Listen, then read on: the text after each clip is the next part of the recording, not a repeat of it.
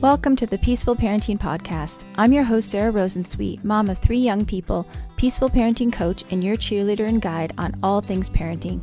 Each week, we'll cover the tools, strategies, and support you need to end the yelling and power struggles and encourage your kids to listen and cooperate so that you can enjoy your family time. I'm happy to say we have a great relationship with our 3 kids. The teen years have been easy and joyful, not because we're special unicorns, but because my kids were raised with peaceful parenting. I've also helped so many parents just like you stop struggling and enjoy their kids again. I'm excited to be here with you today and bring you the insight and information you need to make your parenting journey a little more peaceful. Let's dive into this week's conversation.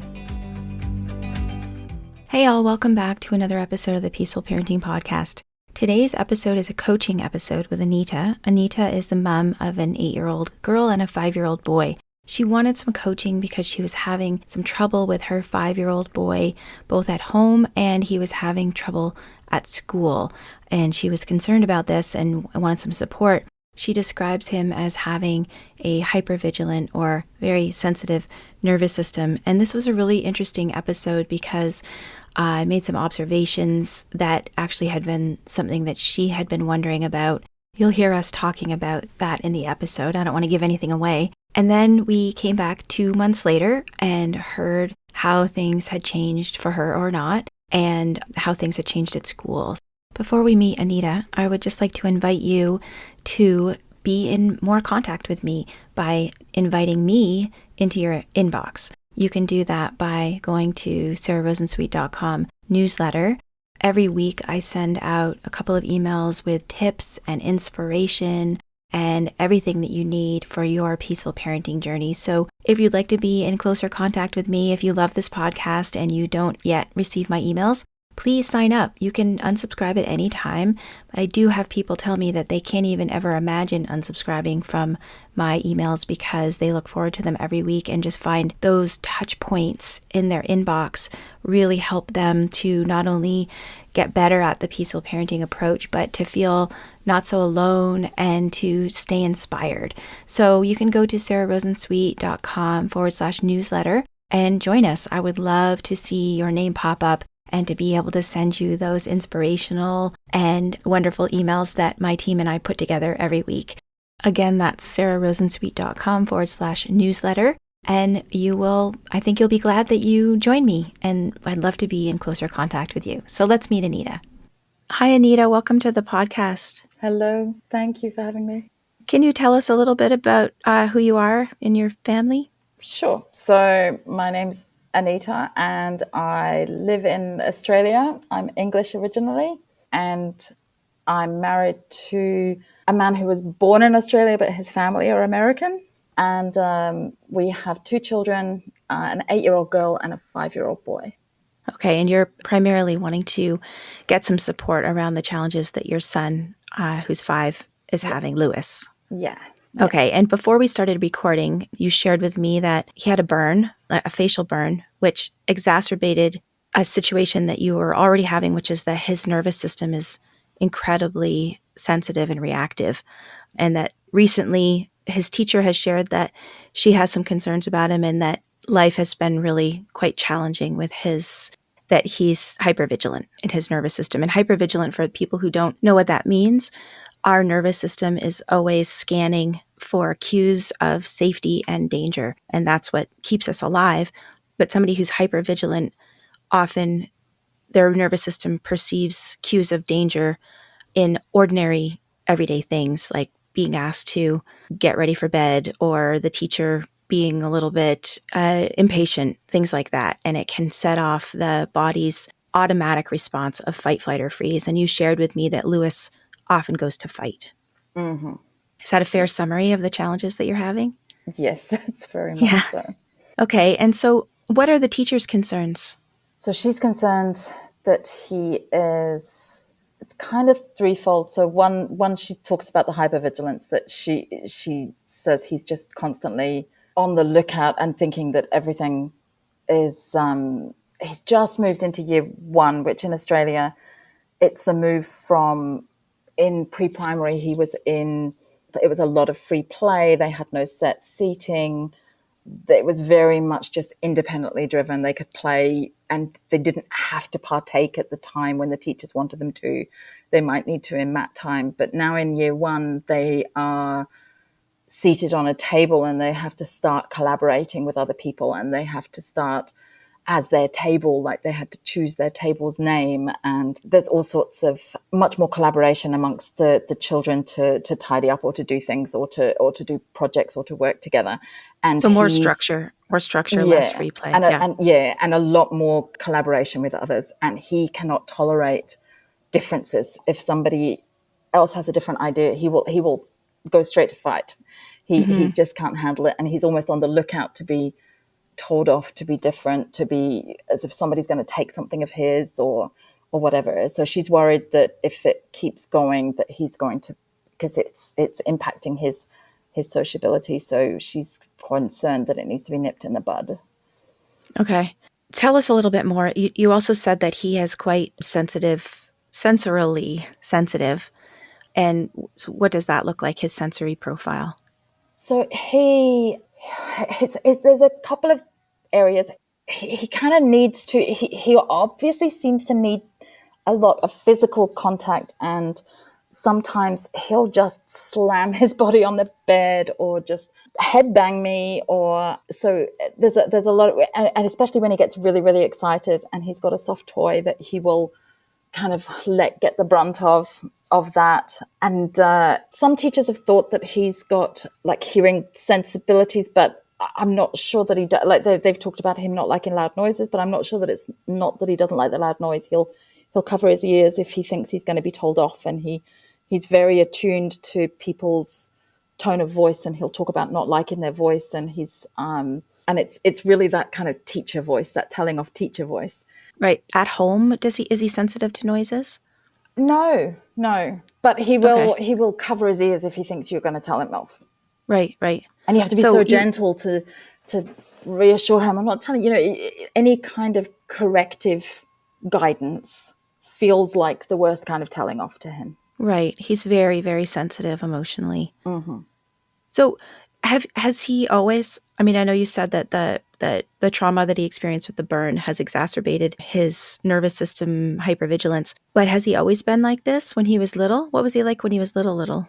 I know it's hard. I mean, I know, as a mother, you really do get that sense of who he was as a baby. And he was the chillest. Like, he would let me put him down and go to sleep as a baby. He had no attachment issues. He was fine. And then at about age, I think it was 15 months, 16 months, he had a febrile convulsion with a fever, and he was ambulanced to the hospital. And at that point, it all changed then. So at that point, he would no longer let us put him down to sleep. He would just, as soon as you put him down, he'd want to fall asleep in your arms.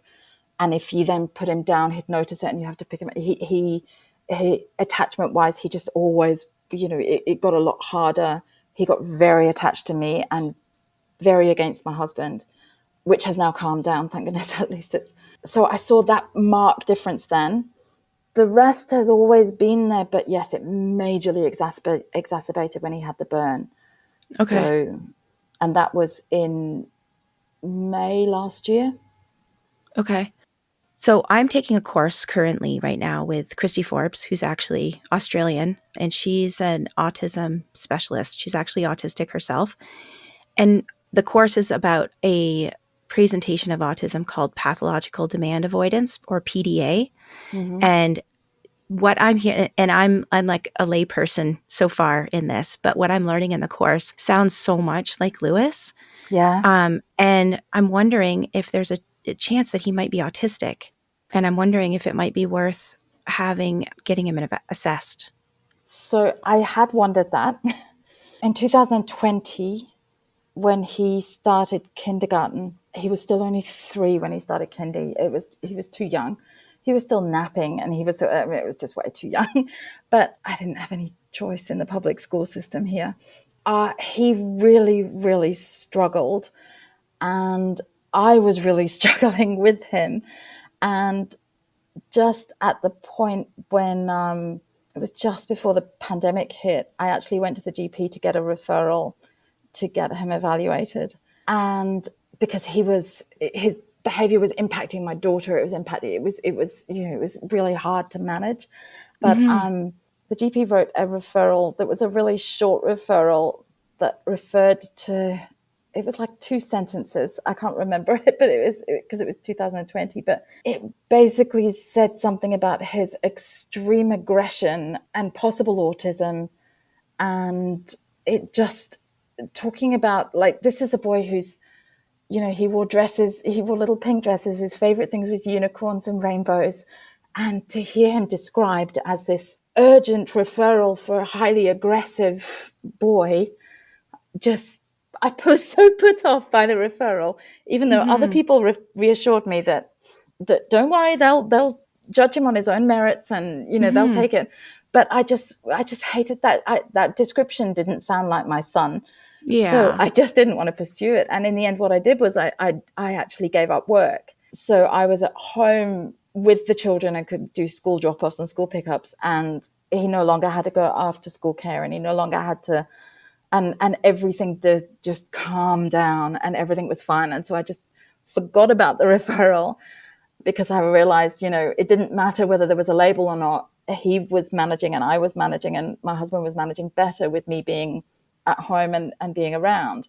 What happened was then the burn exacerbated it, but then I went to the psych from the burn perspective, and they diagnosed him with PTSD, but didn't say anything about autism or anything else. Yeah. So what's curious, and what I think you should look into more, is that I think that you could have the same symptoms of both trauma and what I'm seeing as possible autism could have the same, it could look similar, but from different causes, right? Like autism, you're born with your brain wired in a different way. Trauma can rewire the brain in a way that makes a person hypersensitive, hypervigilant, and, have more sensory sensitivities. Yeah, I mean, because I'm not an expert, I don't know. That's why I think you should have an evaluation, because I think somebody who is an expert would be able to tease that apart. Like what happened after the febrile seizure and the burn that has made him the way he is, and what is possibly just neurodivergence. I lean towards more of the neurodivergence because this has been going on since before the burn. And what Christy says, I'm going to be talking a lot about what Christy says. Christy is like my guru. But what Christy says in the course is that a lot of kids who are autistic with the PDA presentation do fine until they go to school, because they have such a supportive family life. And I know he wasn't doing fine, but that he did a lot better when he was at home more, right? Because you are so supportive of him, and his nervous system wasn't as stressed by more time away from you and more time in that group setting. I'll tell you the things that stood out to me when you were talking that I have been learning about in this course I'm doing on PDA. Hypervigilant nervous system, always on. That's one aspect of the PDA profile. Emotional hypersensitivity. And some of these are overlapping just with general autism. She talks about that being able to not tolerate other people disagreeing with you is part of the PDA profile. And you said that that's coming up as a problem in his group activity, and that it puts people into that if anyone disagrees with you, when you have a PDA profile, it puts people into extreme anxiety. And that's what the hallmark of this PDA profile is: extreme anxiety, that hypervigilant fight, flight, or freeze. And some people go into the flight or freeze. And there's a fourth F, which is fawn, which is trying to get everyone to like you so that you're not in danger, basically. That's a short way of saying of what the fawn response is. But what we're seeing with Lewis is that fight response. And I think there was the high sensory sensitivity is an autism thing in general. And it's really sounding to me like this is something that is worth investigating. And I know you mentioned before, so one of that I said is called pathological demand avoidance. And how Christy describes it is that when a person with a PDA profile is given a demand, such as you mentioned to me before we started recording, that one morning when your husband was still sleeping, you asked Lewis to be quiet, and he ran screaming through the house instead. And that's what happens with the person with a pathological demand avoidance, is that their brain won't let them, how Christy describes it is kids will say, my brain won't let me do that, or my body won't let me do that, the thing that they're being asked to do, and that they'll often do the opposite. And she also said it's often misdiagnosed as oppositional defiant disorder. So I'm really feeling like a really strong spidey sense that Lewis might be autistic. And this is the good news, is that when you learn more about him and how his brain is wired and how his nervous system works, it's going to take that quote diagnosis as behavioral off the table.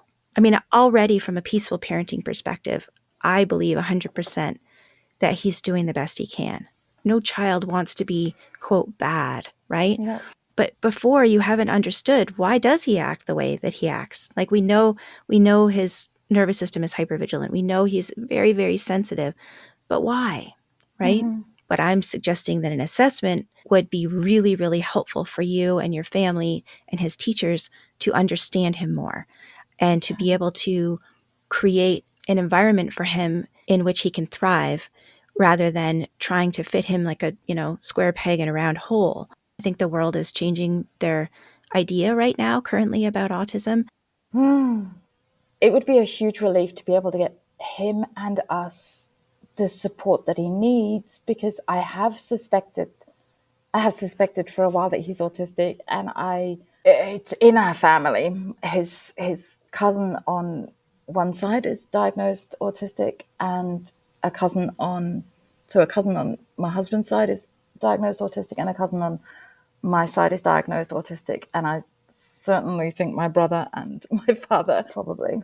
And I can't tell you how many times I've taken the self-assessment myself, because I keep thinking now and then, it's like, how can I be this pedantic and not be autistic? But I never do actually qualify, so I don't know if that's another one of the autism falling through the cracks for girls. But so what autistic people learn to do to fit into neurotypical culture is called masking. And I think as women, there's a double masking that we're raised, girls are raised in our culture to please people and to try to fit in and not rock the boat. So I think that I've read that that's why a lot of autistic girls and women don't get identified, because they're so good at masking that people say, you can't be, you can't be autistic. You can make charming, pleasant conversation with strangers at a dinner party. But we really don't, we have to listen to autistic voices about, what it means to be autistic. And what I'm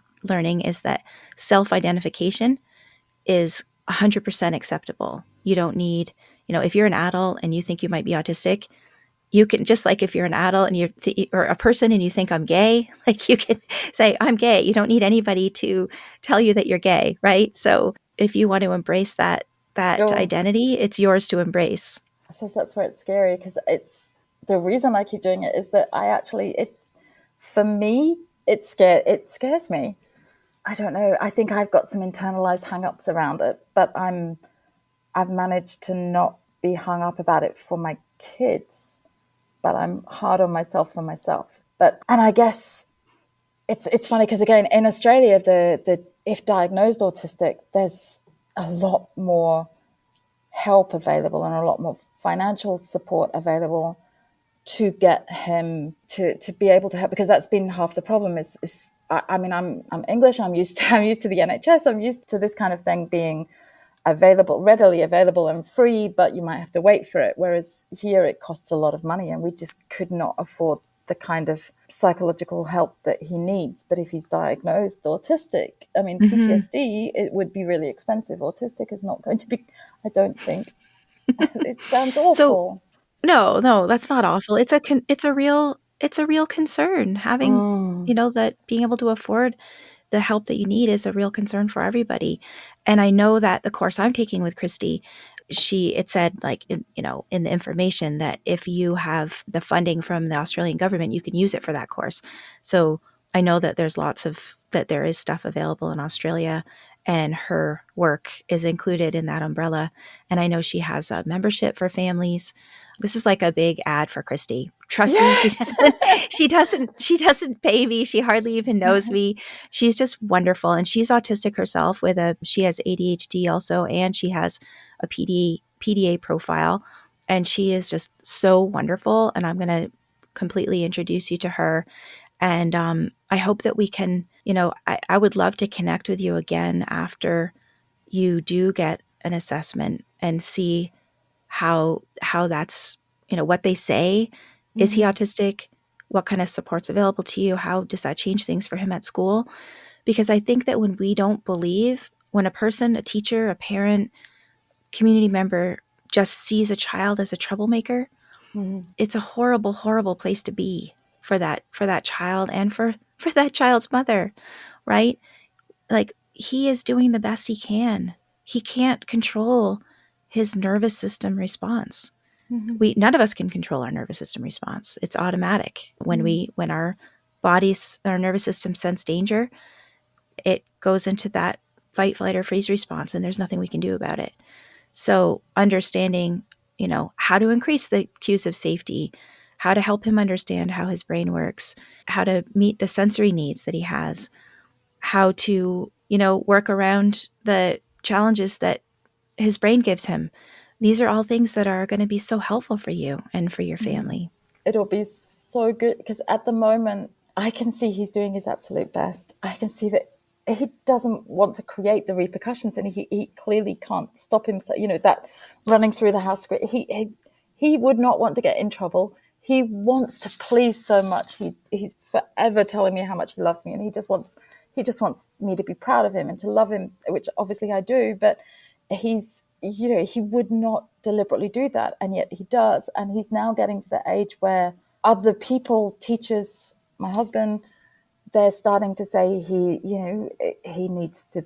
There's got to be limits. There's got to be boundaries, and it puts me on the separate, because it puts me as the one that, because I can see that I can see that he's doing his best. I can see so clearly that it makes it look like I'm just too soft on him, and that I'm just his apologist, and that I don't have enough boundaries and everything. Whereas if he had a diagnosis and enough explanation to back up what my motherly instincts have been telling me, then it's almost like that's going to give me, it's like, back off. He is doing the best he can. Don't hold him to your neurotypical standards.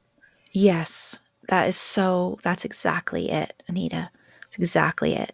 If he didn't have you in his corner for these last however many years, 5 years, I just saw a story in the news about a 4-year-old at school getting the police called on him and taken away by the police. Because if we don't have an understanding of what's going on in the brain of somebody who's wired differently, in the nervous system of somebody who's wired differently, people can respond in ways that are really, really awful and heavy. And you're stopping that from happening. I can see, because the stuff he says when he is in that fight reactionary mode, he says he says really scary, horrid things, and it's kind of cute coming from a 5-year-old. Give it a couple of years and people are going to react to what he's saying. And that's gone a different direction to what I expected. Thank you for being so vulnerable and open about this. And I think that how Christy described her own, she was on my podcast. I forget what number it is, but I'll link to that in the show notes, talking about her own self-identification of being autistic at age 33. And she said what she felt was relief, which I think is probably what you're feeling a little bit right now, right? That grief and relief combined. Grief for Lewis his life might be harder. His life will be harder because if he's autistic, his life will be harder. And Christy does call it a disability. There's nothing wrong with people who are autistic, but it is a disability in a neurotypical world. And so the grief for that, but also the relief of knowing that it's not because he needed more discipline, or it's not because there's something psychiatric diagnosable about him. His brain's wired differently. So Yeah. let's keep in touch, and we will pick up part 2 of this after you get an assessment, however long that takes. And after I found this amazing Christy. Yes, she is amazing. Aw, thank you. You okay? Yeah. Thank you. Okay, we'll talk. We'll talk soon. Thank you.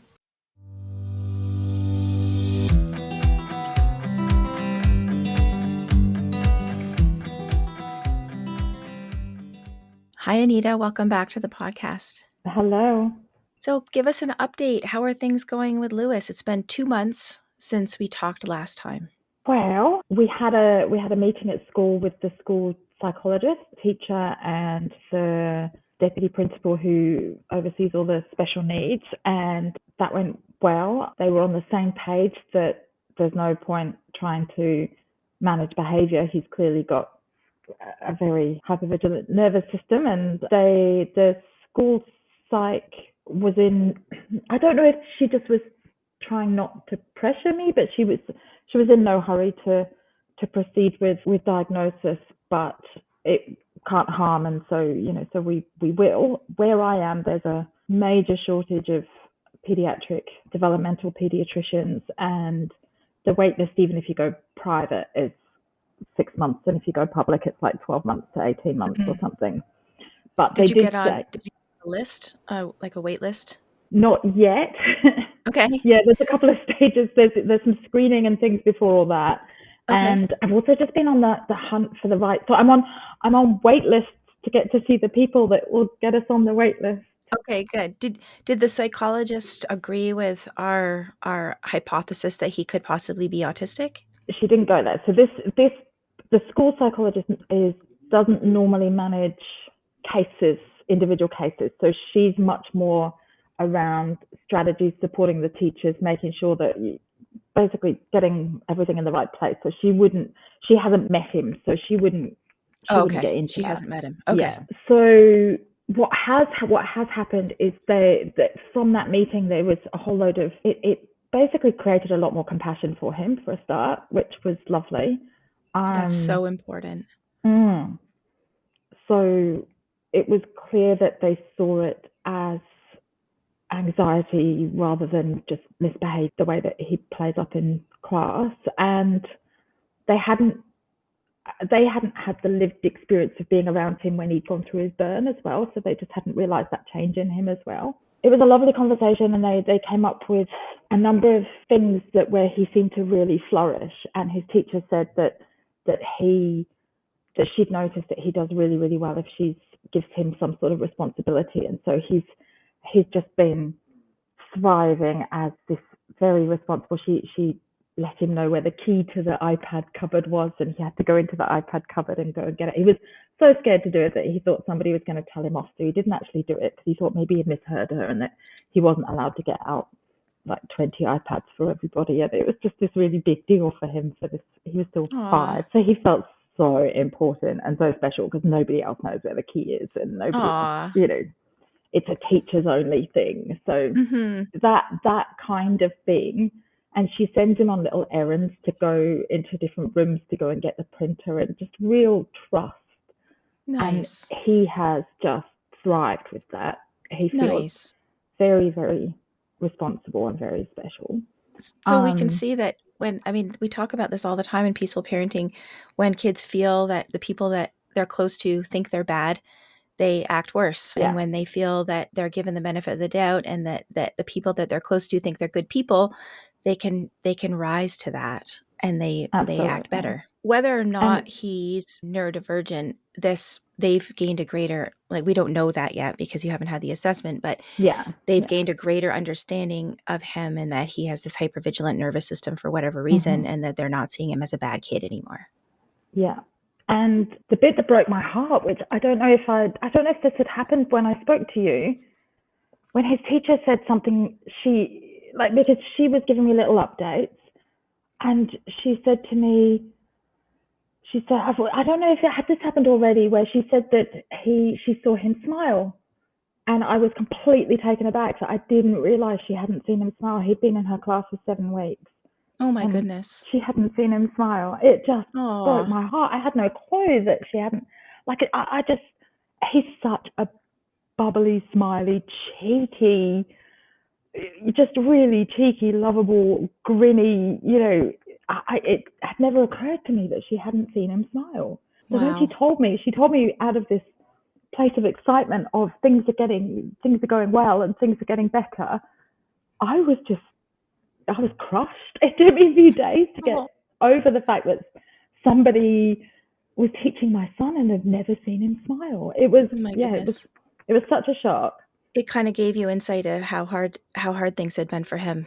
Yeah, it was an interesting thing too, because then I went through, like, I just think of him as this smiley, cheeky, just always being cheeky. And then I went through all my photos of him and realized that actually since his birth, they're not as smiley as they used to be. And I really hadn't noticed. So that was Mm-hmm. kind of, yeah, that was kind of confronting. But Mm-hmm. things generally, since he's relaxed into class, he's suddenly able to read. So he wasn't even barely reading your 3-letter words at the beginning, and now he's gone up like 5 levels of books just since Wow. we last spoke. Teachers noticed how clued in he is and has put him into some extended maths as well. And she's commented, like, she made Easter jokes about something being excellent and then realized that she was teaching all the kids how to spell it the wrong way. But she said, "Oh, Lewis got the joke. I knew he would. He gets puns. They recognise that he's quite mature in his understanding and his cognition.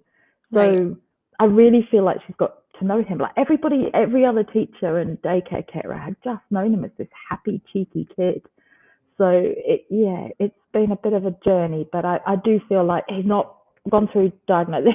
The interesting thing is earlier today I spoke to my daughter's site, and we are now pursuing diagnosis for her. And so my daughter's actually further along because she's already Interesting. seeing a good psych who raised to me on Monday that she was considering an autism diagnosis for my daughter. So my daughter was seeing her for anxiety. So I've talked to her on Monday and Wednesday, and she's fabulous, but she won't see siblings so Too that she bad. can. I know, because I asked her, because yeah, the other people that my son had seen weren't great, but she was saying that because she needs to completely advocate and be in that child's corner, she doesn't see siblings and have to try and juggle whose perspective she's seeing things from. Mm-hmm. Mm-hmm. So that sounded fair, and it was kind of reassuring in a way. So yeah, one way or another, I suspect both of them are now going to get that diagnosis. Yeah. Okay, so things are better at school because he's feeling safer because people Mm. understand him more and are seeing him in a more positive light. And I love that you noticed that his learning really increased because when you think about it, if you're hypervigilant, Mm. you're not able to properly use your thinking brain because Mm-hmm. your amygdala is always on the lookout for danger. And so amygdalas can't read, right? Only Mm-hmm. only prefrontal cortexes can read. So how are things going at home? Well, actually, the things between the children are more volatile. That's the harder thing. The fighting between them is worse, and that's just started to spread into school. And another part of the benefits is that he felt safer, so he felt able to tell. Like, he wasn't talking to the teachers, or on one occasion when I got there, he'd had an accident and he hid it from the teacher. And he'd never had an accident at school before, but he said he'd never seen anybody ask to go to the toilet in the library, so he didn't think you could ask to go to the toilet from the library. Aw. And so he'd never asked, and the teacher didn't know he'd had an accident, and he just hadn't had the confidence to speak to a teacher. Whereas now he's asking the teacher for anything. If somebody does anything to him in the playground, rather than getting into fight or flight, he's going to the teacher, which is great. But he's now started to go to the teacher to tell on his sister. So, and getting her in trouble and getting her friends in trouble. And so that, like today when I picked him up, just the explosion that happened in the car from as a follow on from things that had happened at lunchtime and at recess. It's funny because, yeah, he's found his voice, but he's kind of using it Using it for evil against the instead of good. sister. Yes, and the teacher called him up on it today and said you're just trying to get your sister in trouble. So it didn't actually go very well. Are you following our sibling best practices? No. Okay, so here's a And I reminder. realized that, it's funny. I've been listening to so many reminders. I listened to your one on lying today because that's another thing that's been happening. That's more my daughter than Lewis. And so I listened to that one, and it was like, oh my goodness, I'm not punishing and I'm not this, but I hadn't realized how much I was shaming. And it's the same thing with the siblings. I listened to one recently and then realized that I was sportscasting, but there was an edge in my voice, and there was my daughter could tell my biases, Mm-hmm, and mm-hmm. yeah, I need to do a bit of rework there. Okay, well, there is a podcast about siblings best practices. We'll link to Mhm. that in the show notes. And I will also, since you mentioned the lying one, we'll also link to that in the show notes. Mhm. But this is the thing, when we have tools, we have our peaceful parenting tools, but they only work if we use them. So I will just give you a gentle little reminder to Mhm. revisit our sibling best practices. And, siblings will always have conflict, but we can really reduce it by using those best practices. I can do the calm kind of sportscasting, not getting on one side, not trying to fix it, just saying, "Oh wow, you must be really, that you must be so angry to have hurt your brother or whatever." I can do that, but it's when I'm getting triggered because they are pinching and they're hurting really badly and it's quick and sneaky, and then I'm getting reactive. I'm not doing this is not an emergency because it's feeling like an Yeah. emergency. So Yeah. Well, yeah, I mean, there's another reminder to remember our stop, drop, and breathe tool. yeah, But that's what I sometimes mean. yeah, exactly. Sometimes, though, I wouldn't say it's an emergency, but it's not nothing if they're hurting each other. Hmm. So a good old fashioned separation. I had to do that tonight. Well, after we got home from school, I needed to run an errand, so I took one with me to run an errand, and then managed to talk to him and found out took Lewis and managed to talk to him, found out what had been happening. He was really good because he'd been essentially in the wrong, and he told me everything that had happened. And then when we got home, and then I managed to split them and go with my daughter, and then she started to tell me, and she was like, "Don't tell Lewis that I told you. He'll be really angry that I told you." It's like, he's already told me, and so hopefully we've built up some trust Good. because she thought that she was telling on him, and I was like, no, it's all right. He'd already told me.